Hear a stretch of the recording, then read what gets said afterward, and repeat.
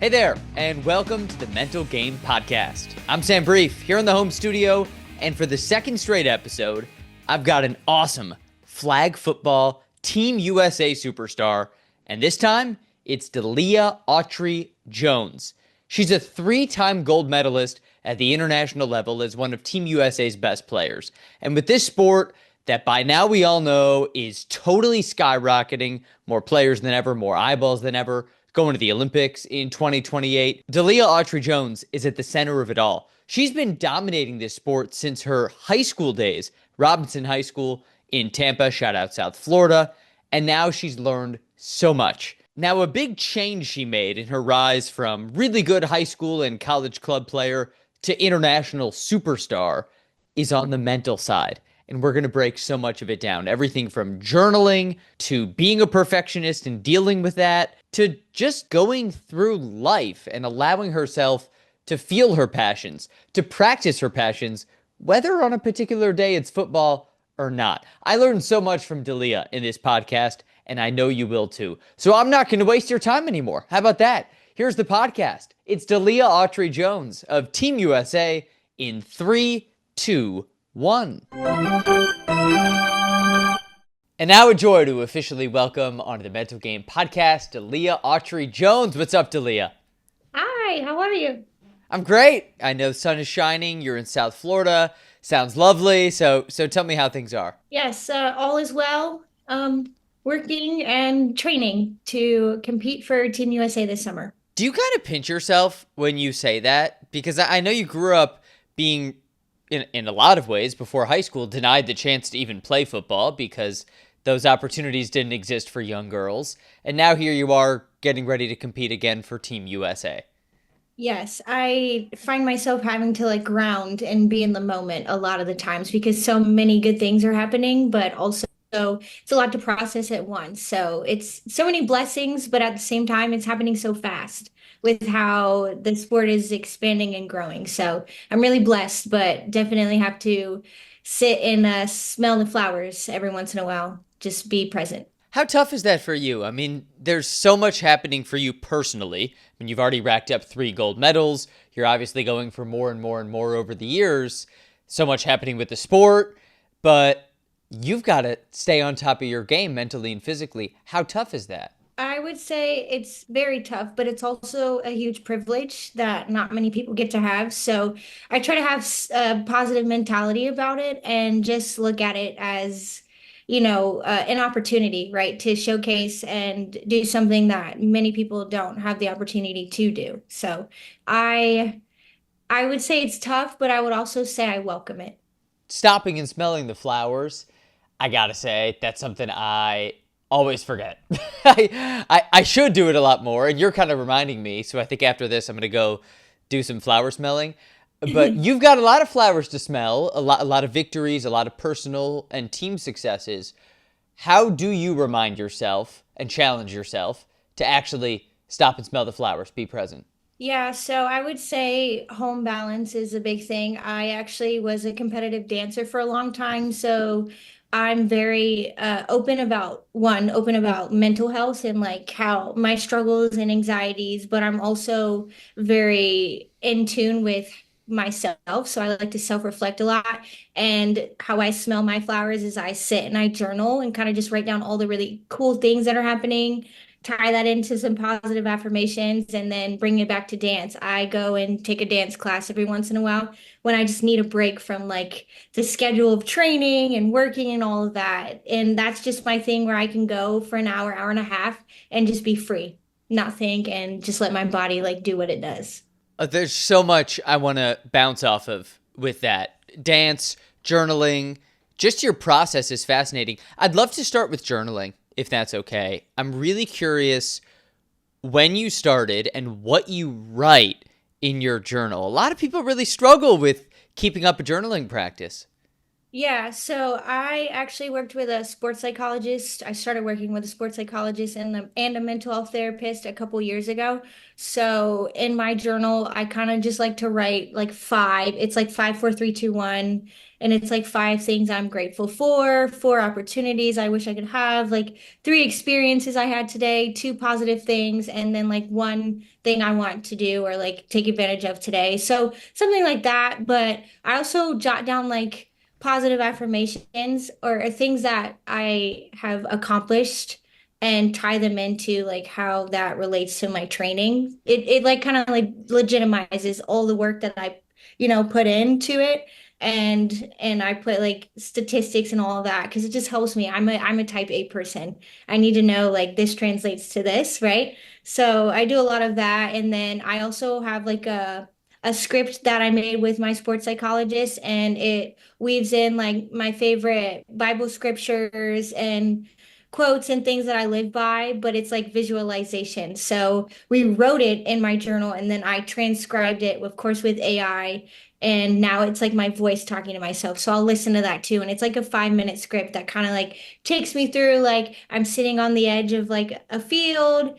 It's game day. Here's how I'm getting ready. Here's when I make the play. So a lot of that. Is this daily? No, I do this honestly when I need it more. So I used to do a lot daily, but I've gotten to the place where I'm pretty good at staying like even, even kill. But sometimes when I get up here, I journal. Sometimes when I'm down too, I journal. So it's more so based off of a feeling, like a day-to-day feeling. That's interesting. You do it on sort of an as needed basis because I've struggled in the past keeping up journaling, and I know a lot of people do too. Maybe because we challenge ourselves to do it daily, and then you miss one day because you have a crazy Yes. day or traveling or whatever, and then next thing you know, you lose it. But if you're only doing it when you need it, there's nothing that you are creating a rule structure around, right? Right. And it makes it a I don't have to do it. It makes it more of a okay, here's like an opportunity to do it, if that makes sense. Like for me, I need a schedule and I need like tasks that I check off. And if I say I have to do this every day, then it becomes a task and not something that I necessarily enjoy. Now I'm just doing it because I think I need to do it, right? So I got to that point where I was looking at journaling like okay, I need to do this, and I would just sit down and I'd be like, I'm okay today. And that's fine. Like, I need to accept that I'm okay today. And when I like kind of changed my mentality with that, it helped a lot. So you almost need the daily check-in of how are you Yeah. doing? Are you okay? If Yes. not, then proceed to journal. And right. Let's put your emotions and feelings on paper and then process it that way. Right. What do you think it is about putting the emotions and feelings on paper that really helps? And I know I'm grilling you on journaling, but Oh, it's fine. listen, I'm fascinated by journaling and you're super successful. And I think people can learn a ton from your process. Thanks. I think my therapist would be really happy that I'm advocating for journaling right Yeah, now. your But therapist, real MVP. I think when you put it on paper and you see it, and like the act of writing it, like legitimizes it. So when you're thinking in your head, like you're probably thinking a whole bunch of different thoughts, emotions at once. And when you put it on paper, it's like, okay, like I'm actually acknowledging this is how I feel right now. Now let me find a solution for that, or, do whatever I need to do to make that feel better. So it just, yeah, like you're putting it on paper and then you're like, okay, like I actually said it. I'm not scared of it. I acknowledge it. I want to address it. For someone who's type A, I see why that is necessary. I'm talking to you as a fellow type Aer over here because it's like my thoughts sometimes feel so muddled Mhm. and I don't know what's what and it might shift by the hour. But if you Yeah, write something down on paper, it's out there, right. even And if then no one else reads it, right? you start to see like, okay, this is an irrational thought versus this one makes sense. Like when I write the irrational thought, immediately I'm like, okay, well, that makes no sense. I have no like physical proof to like back up that. So now I know I'm just freaking out. So you start to like find the balance too between like, okay, I'm just going to acknowledge that this is an irrational thought and replace it with this positive outlook or, affirmation, if that makes sense. And there's a huge difference between people who do something and kind of dip their toes into the water, maybe their profession or their hobby or whatever they want to be good at, and people who really take ownership of it and Yeah. become great. You have become great, or you're on the path to becoming great, whatever your definition of that is. I don't want to put the words in your mouth, but I've read in interviews where you've talked about seeking out mental health support and Yeah. sports psychology support as a big way to make yourself great. What inspired you to do that? Yeah, so I have been on the Team USA, U.S. National Women's Flag Football Team since 2021. And at the time when I first joined the team, it was kind of like a, hey, you've been on our radar, join the team. We had some injuries. We're going to take you out of the country and play in this tournament. So it kind of just hit me real fast. So after the first year, I was like, wow, this is a whole different world. I didn't have a lot of time to process it, but the second year I was on the team was the first time we lost in a while. We had lost in the World Championship, and I kind of spiraled from there because I was attaching my identity and self-worth as a person to my identity as a flag football player. And I realized that I had just completely negated all of my accomplishments outside of flag football and because I lost in this really big game, right? It made everything else not matter. And I didn't like how that made me feel on the inside. So I decided the next year that I wanted to work with, like, I want to work on my mental health because I had games where I had this like weird out of body experience where like my body was there, but like I just could not, I wasn't there. I was too nervous. Like I didn't think I deserved to be there. My feet wouldn't move when I needed them to. Like it was a really sad feeling because all the work that I had put in like didn't matter because mentally I just couldn't handle it. So I decided that at this, at the highest level of any sport, you want to be, I mean, probably more mentally prepared than physically, because we all know if you're an elite athlete, you are training, right, all the time. So now what sets you apart and what allows you to handle those big moments is how you mentally prepare for it. You want to be more mentally prepared than physically prepared. I mean, I've heard a lot of people talk about how mental health is important. I say that all the time. I truly believe it. But why more mentally prepared than physically prepared? Yeah, so I actually um got this like really cool like little excerpt from The Inner Game of Tennis, which is a book, and Oh, they talk. yes. Yeah, Oh, so inner game of tennis, the Bible. yes, and they talked about in the book how when you're overthinking and like trying to process or tell yourself to do something, you lose your fluidity of movement. And now, like that backhand or whatever they call in tennis, excuse me, that you've practiced over and over and over, and now you're doing something funky because you're not allowing your body to relax and just do what it needs to do. So, like, I just think of that all the time and how, like, mentally, if you're not prepped, you're not ready, it kind of fries your nervous system, right? I'm a science geek. I love science, by the way. But like when you're in fight or flight, and they talk about this with sports psychology too.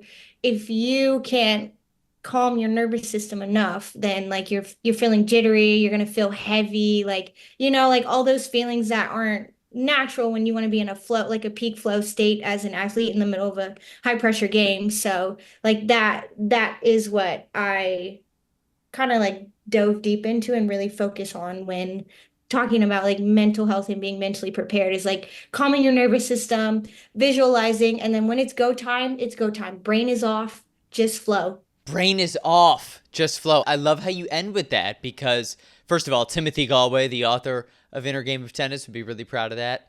And just an aside to listeners who are like, why is the podcast host and the flag football superstar talking about Inner Game of Tennis? This book, if you really distill it, has nothing to do with tennis. And you don't have to be a tennis fan or a tennis player to take something from it. It really just teaches you how to separate all the mush in our minds from the thing you're doing. And I love how you say, turn your brain off. What does that feel like on the field? It feels like you're floating. I don't know how else. Mm. Like your feet are light, your body's just moving where it needs to go. Like there's just no uh all the thoughts that you needed to have were in your preparation, right? Like you study your film, you study your opponents, you visualize your plays, like you do that all before the game. And then when you get in the game, it's just like everything's moving. And I don't know how to explain it. I don't. I honestly like it takes a lot for me to get there, and I'm not there every single game to this day, which is why I always harp on mental health because it's an ongoing thing, like you have to continuously work on. But that feeling is just like it's hard to describe unless you've been there. You just feel, yeah, you just feel light, I would say. Light and calm. And calm, right?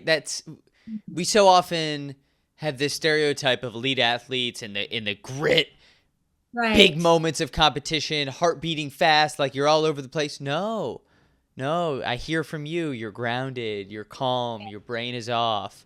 Now, it's really valuable. You told me you still don't always feel like that. Maybe you don't even often feel like that. Like, what percentage of the time would you say you really reach that pure flow state? Honestly, probably 40%. And that's because, I mean, the reality of the situation, the reality of being like a high level athlete, an elite athlete playing at the highest level all the time, is that you experience like the highs and lows of it. Like, the imposter syndrome, the burnout, the unforeseen circumstances, and it's like things even that are out of your control, right? So, and I've been playing flag football for a long time. I've been on the national team for a handful of years, but everybody's elevating, right? Competition's getting better every year. Everybody's putting a lot more work into it. So it just tells me like, okay, well then I really need to continue to focus on this as, a part of my game and something that can help me set myself apart. So it's genuinely like an ongoing battle and challenge for me. It's getting tougher every year, right? You, Yeah. you when you started, you went to Robinson High School in Tampa. You were a flag football star at a time when not many people were playing flag football. I don't even think the average American knew flag football was a sanctioned sport in high schools. I mean, now it's all over in the high school world, in the college world, at the international level, and it'll be at the Olympics in 2028. What's it been like to stay sharp when so many more people are coming into the sport and so many more eyeballs are watching?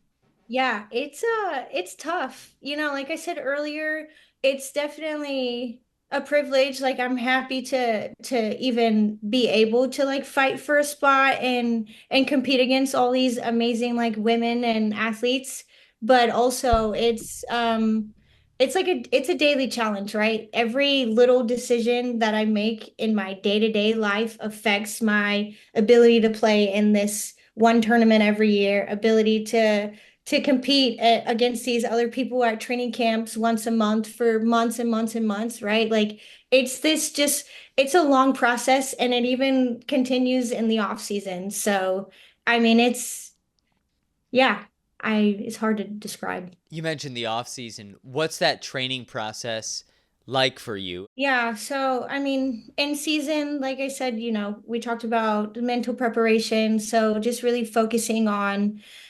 um balance, right, with your schedule. Make sure you're integrating, like of course you're doing all your flag football training or strength training, all of that stuff, but like what do you do that you just enjoy? So I just, I like the yoga and the dance, so I try to mix that in. And then my off season is very much like clean slate. Whatever happened is whatever happened last season. This is where you build. So there's no judgment attached to it. There's no, hey, this is what I did last year. It's just like, okay, I laid the foundation here, like where can I build there? So I think the moral of the story is like at all times it's being able to self-reflect, process and acknowledge when I'm having burnout, and then continuing to like call myself out and look at everything as like a opportunity instead of a failure or a setback. And I've heard now a couple of times about your other passions. Like, Yeah. it's okay and actually so healthy to have Yeah. this one obsession, but then other passions. You've talked about dance, yoga, science. Tell me what those mean to you. Yes, and reading. I forgot. I have a Kindle and I love reading. Inner game of tennis. Woo Yes. woo! I would say those are probably yeah, I think I've got to the point, like I said, where like I can tell when I'm getting like up, my nervous system, I'm up here, like I'm feeling anxious and all of those things. And I go to those like habits and side quests and talents because those are the times where I can just like be free. So like when you're training for your sport, you're always over analyzing like, oh, I stepped wrong on this, I need to fix this.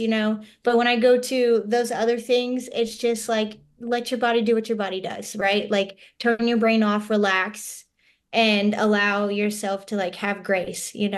And I think that's the balance. And scientifically speaking, since I love science, it's really good to cross train and I mean, like yoga helps in certain ways with mobility, right? Dance helps with core and like balance. Like that's why people should cross train. And that is my TED talk on that. I love your TED talk on it.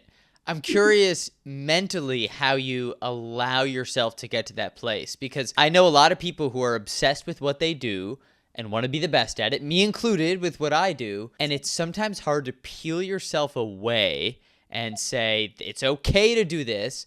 Sure, it might be beneficial, but let's say I'm just sitting on the couch reading my Kindle. Like, that's also beneficial in a way. How do you get yourself to that place? I have learned to put it in my planner. Just put it in my planner as a part of my daily routine, whether it's once or twice a week, however, and check it off like a task. Because when I say I'm going to do something and I like in my head, I don't actually like follow through with it. So my therapist a while ago told me like when you make your weekly planner, because we're type A, I need to have everything lined up and that needs to include like actual slots for self-care, whether it's going to get your nails done, going to the class, reading your Kindle, and then it becomes a part of your routine. And over time, it's helped me not have a guilty conscience about not doing what I am supposed to be doing, which is training all the time. And overtraining is a thing, and it's something that I've experienced. And I feel so much better when I do balance it out and I see the difference in my body and my mental health. So now that I've like made it a habit, and I have the proof that it doesn't harm my progress. I have really like attached to that now. How do you know when you've overtrained? Actually, I have this watch called the Whoop, and it's like an app that it tracks your recovery and your sleep and all that. So like I have the data again because I like science and I like to compare it and know like this is how I'm feeling and here's the proof to back it up. But more so, I think it's a feeling I get when I wake up. Like when I wake up and I feel fresh and ready to like seize the day, I'm like, all right, it's go time. But there are times where I wake up and I'm like, man, like I feel like I just closed my eyes. I go to my workouts and my feet feel heavy. I'm messing up on things that are usually second nature to me. So like I said, I've just like developed this very gut feeling or like intuition about like my body over time. How have you developed that? That is an amazing, I think, superpower to be so self aware. Thank you. It's because I am a perfectionist, like really bad.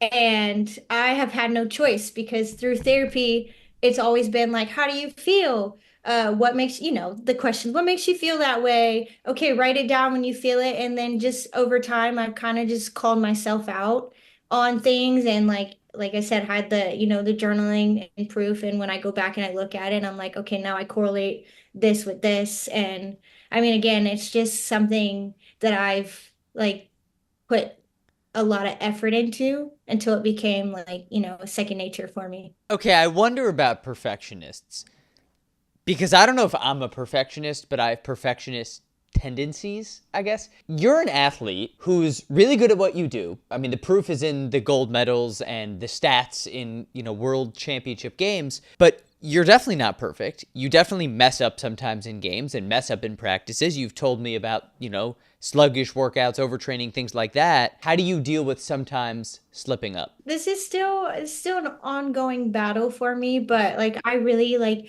I live by a couple of different mottos, and one of them is grace under pressure, and just like acknowledging the times where I'm allowed to say like I'm not well, I'm tired, my body feels this way, and like taking it for face value and then finding a solution for it has helped me like And again, like it's all self-awareness, just calling myself out on things. Like when I have like that, I don't know, when I miss a flag or like drop an interception, for example, instead of saying like, oh man, you suck, right? Because that's my perfectionist brain wanting to make the plays at all times. I flip the script and say, okay, I have an opportunity now to make the next one, So it's just a lot of like mental energy and self-awareness and like it's all about like your outlook on it. We only can perceive what we tell ourselves we're perceiving. Yes. I'd love to play for you. I know you coach. You've coached quite a bit at your alma mater. You've worked in development roles. Do you think that makes you a sharper player? Absolutely. Actually, so yes, I coach at my old high school, because, I'm like it takes a village to raise a person. Like I'm the epitome of that. So I've always wanted to give back there. And then this year was the first year I coached like a high level travel team.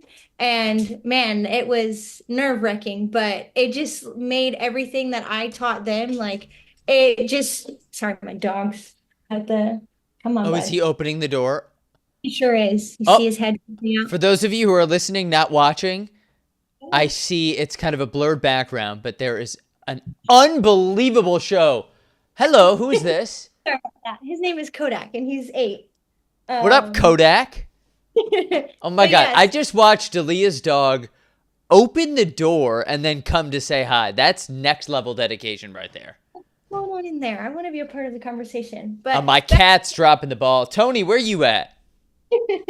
yes, but with coaching, I've realized like, okay, you really have to practice what you preach, is what I've learned. Like, and prepping them for games, scouting all of that, and then teaching them defenses, teaching them like high IQ things to do in the game. Like, it makes me hold myself accountable, one, and two, it kind of like adds another layer. Like, okay, now I can take all this I just did for them and scout the other teams as if I was a coach, right? And then that helps me mentally prepare for games. Right. It's knocking out like 20 birds with one stone. Correct. Yes.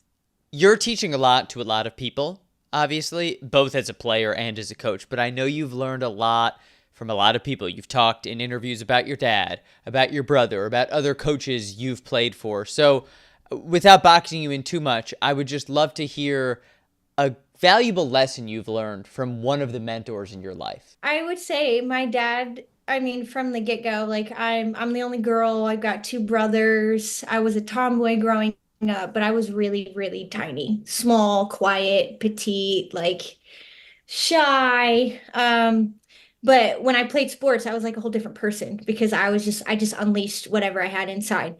So a long time ago, my dad was like, listen, you're always going to be the underdog. You're always going to be small. You're not going to be like the fastest, like you're not the strongest, but one thing you can control is your heart and your effort and your passion. And if you let that show, like it's going to take you a long way. So I've kind of like really emotionally attached to that. And I am a passionate person when I play. And I do have this mentality of like, I don't need to prove any of you guys right. I need to prove it to myself. And I've always like played with that energy of like I'm gonna give it my all because I can't control the outcome of the game, but I can control what I can do to change the game, if that makes sense. So that's just something like he gave me a long time ago, and basically it was like take away all the excuses, all the BS, all the things you can't control, and just focus on what you can do to showcase like how much you love and care about your sports. Wow. I mean, such a great thing to hear from your dad. You know, someone who's also really close with his dad and both parents. It's amazing when our parents just give us the perfect wisdom, which feels like that happens a lot. How much of that little feeble girl who, yeah, like you said, was incredibly undersized, maybe underconfident at times, how much of that do you still carry within you even as you're a superstar athlete? Oh, I carry it every day. Definitely. Something I talked about in therapy too is like what you do now, like makes your inner child just like rejoice and like so happy. And I always think about how far I've come compared to who I was. And in the moments where I feel like my inner child, I again acknowledge it. And kind of accept that maybe I'm not well in that moment, but I have found my way out of it many times. And that's like my motivation to just kind of like, cycle through over and over and continue to, I guess, elevate from there. So I definitely feel her and I see her and I acknowledge her a lot.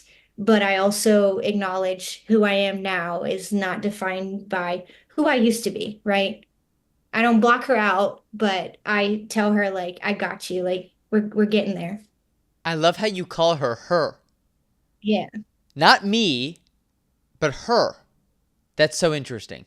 Yeah. Like I said, like your identity obviously and how you view yourself is really important, but you there's you're multifaceted, is that the right word, right? Like I have my athlete but like my athlete personality, my PT, like my coach personality, all of that. And I put my caps on, take them off, right? And that's just kind of helped me like compartmentalize, but also, like I said earlier, acknowledge that what I do here and my success and failures here does not define who I am overall, if that makes sense. It's a beautiful thing to be able to not only understand that, but then to go out in the world and practice it. You've taught us so much already. I've gotten a ton of advice from you, but I love to end our episodes with a piece of advice from you to me, from you to all of the listeners. I love the motto, hard work beats talent when talent doesn't work hard. So I would just say, whatever you do in life, don't take it for granted and know that it's an ongoing challenge and battle and takes effort daily, but also have grace with yourself in the process and know that not every day is going to be high or low. It just varies, and acknowledge the moments where you're not feeling well, and then always have like a solution-based mentality and, take accountability for how you feel and also take accountability for how you can elevate yourself. So definitely just know that, you control what you can control, and that's what you focus on and nothing else. Have grace. Hearing that Yes. from you, I mean, we have to give ourselves a break sometimes. Deliah, thank you for coming on the mental game. I mean, it is so awesome to learn from you. You got to promise me you'll come back, though, please. Yes, this was so fun. I will. This was Right. awesome. In the meantime, go get them. Have grace. I look forward to hearing all the updates. And again, thank you for coming on the mental game, Deliah. Thank you, Sam. Appreciate it. And back here in the studio, Sam with you. I know you learned something from her. Even if you tuned out 95% of it, in that 5%, you definitely learned something because there were hundreds of nuggets, everything from her journaling practice to embracing her perfectionism to setting her daily schedule. I mean, Delia's a wealth of knowledge. It felt almost silly to ask her the advice question because she already gave so much advice. I loved talking with Deliah, and I hope you loved listening to her. And as always, thanks for coming to the Mental Game Podcast, for listening, for hearing these stories, and for sharing an interest in some of the great people in this world and what they have to offer. So make sure you're being kind to yourself, being kind to others. I've been Sam Brief, and I'll talk to you next time on the Mental Game Podcast.